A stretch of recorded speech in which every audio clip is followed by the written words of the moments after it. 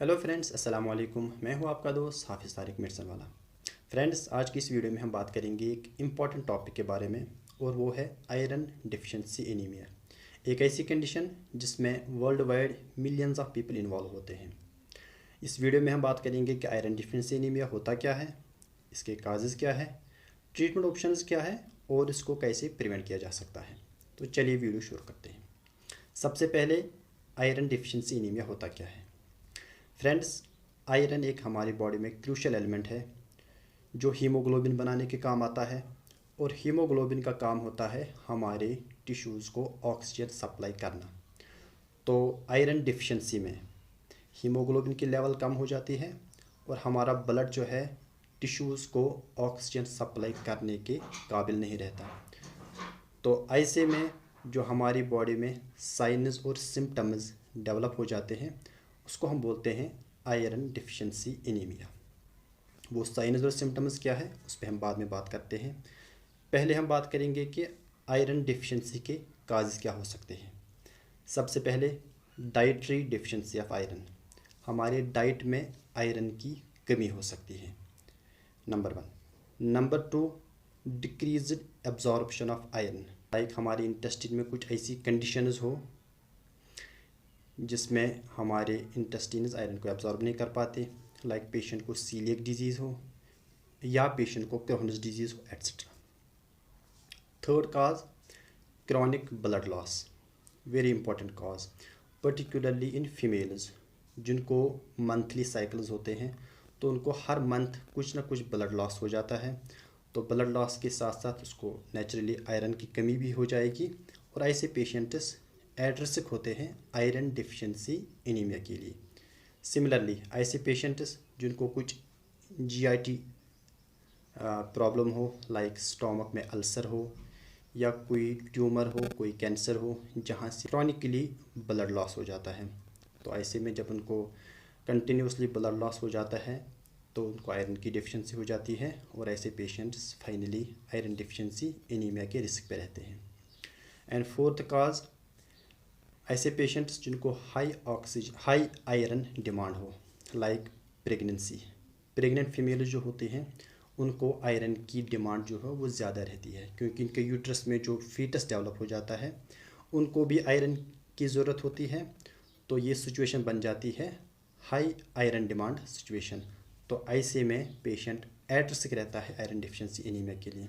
Similarly at puberty, puberty जो होती है वो रैपिड ग्रोथ फेज़ होती है, और इस फेज़ में पेशेंट को आयरन की डिमांड रहती है ज़्यादा। तो इस टाइम अगर सप्लाई कम हो तो पेशेंट एट रिस्क रहता है आयरन डिफिशिएंसी एनीमिया के लिए।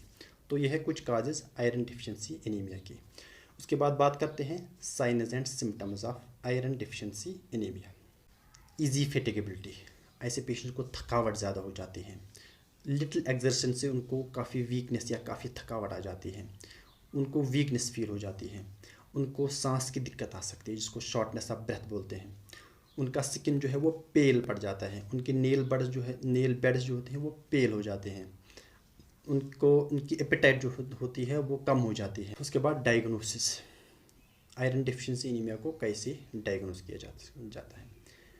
जिस पेशेंट में आयरन डिफिशिएंसी एनीमिया के साइन्स और सिम्टम्स होते हैं, जब वो मेडिकल अटेंशन सीख करता है तो जो उनका जो ट्रीटिंग फिजिशियन होता है वो कुछ एक तो क्लिनिकल एग्जामिनेशन करता है पेशेंट का, उसके बाद कुछ टेस्ट्स ऑर्डर करता है जिसमें complete blood count, iron study और सीरम फेरिटिन, ऐसे टेस्ट करके वो फाइनली डायग्नोसिस बनाता है आयरन डिफिशिएंसी एनीमिया का।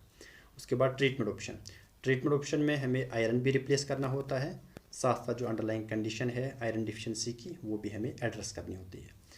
हम रिप्लेस कैसे करते हैं, हम पेशेंट को एनकरेज करते हैं कि वो आयरन रिच डाइट ले ले, like lean meat, green leafy vegetables, beans etcetera. उसके बाद हम आयरन रिप्लेस करते हैं। ये आयरन रिप्लेसमेंट जो होती है इट में बी इधर औरल, हम टैबलेट्स देते हैं पेशेंट को, और ये patient does not tolerate oral tablets then we shift to IV iron, हम इंट्रावेनस आयरन इन्फ्यूजन लगाते हैं ऐसे पेशेंट्स को as per requirement. Now remain is the part of addressing underlying condition. Patient को जो भी अंडरलाइंग कंडीशन हो, like patient को सीलिएक डिजीज़ हो, क्रोहनस डिजीज़ हो, पेशेंट को गैस्ट्रिक अल्सर हो, पेशेंट को कोई मिलिग्नेंसी हो, तो ऐसी अंडरलाइंग कंडीशन को एड्रेस करके आयरन डिफिशिएंसी एनीमिया जो है वो सेटल हो जाती है और अंडरलाइंग कंडीशन जो है वो भी कंट्रोल में या ट्रीट हो जाती है। Prevention, again we have take care of our diet. हमें बैलेंस डाइट लेना है, आयरन रिच डाइट लेना है, लीन मीट लेना है और green leafy vegetables. That means कि हमारा डाइट जो है वो एनिमल सोर्स का भी हो और प्लांट सोर्स का भी हो। तो ऐसा करके हम आयरन डिफिशिएंसी एनीमिया को प्रिवेंट कर सकते हैं। और हाँ, प्रेगनेंसी में यूजुअली हमारे जो फीमेल पेशेंट्स होते हैं they are mostly iron deficient, they are mostly anaemic. तो प्रेगनेंसी में जो आयरन सप्लीमेंट होता है वो ऐसे पेशेंट्स को regularly and as per recommendations लेना है। तो इस वीडियो में इतना ही। होप है कि आपको आयरन डिफिशिएंसी एनीमिया की कुछ अंडरस्टैंडिंग हो गई हो और आपको कुछ फ़ायदा मिला हो। नेक्स्ट वीडियो तक अल्लाह हाफिज़, टेक केयर।